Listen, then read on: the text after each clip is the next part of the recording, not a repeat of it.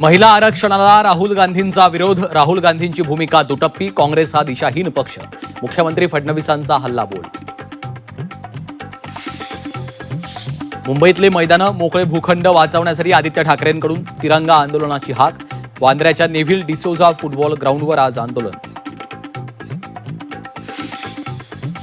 मुंबई पालिकेत भाजपमधल्या गटबाजीवर तोडगा काढण्याच्या हालचाली, राज्य नेतृत्वाच्या आदेशानंतर डॅमेज कंट्रोलचे प्रयत्न, अमित साटम यांनी बोलावली बैठक.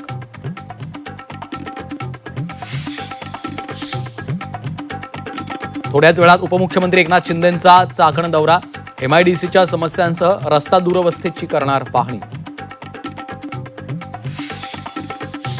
साखरेच्या दरवाढीवर महिला तोडगा काढतील, मिठाईसाठी शुगर फ्रीचा पर्याय, शिवसेना नेत्या मनीषा कायंदेंचं अजब विधान.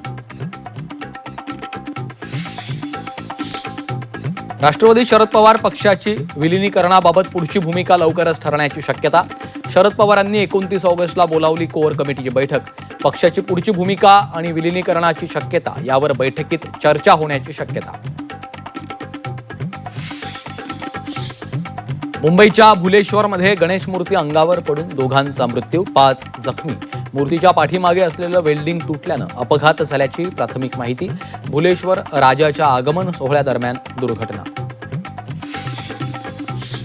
मुंबईच्या भुलेश्वरमधली घटना दुर्दैवी, मन हेलावून टाकणारी, मुख्यमंत्र्यांकडून दुःख व्यक्त.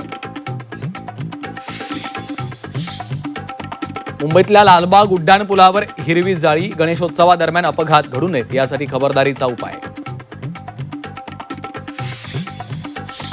आवक घटल्यानं सुकामेवा महागला, बदाम पिस्ताच्या दरात 300 रुपयांची वाढ, काजूच्या दरातही 100 ते 300 रुपयांची वाढ, उत्पादनातील घट, वाहतूक खर्च वाढल्याचा फटका.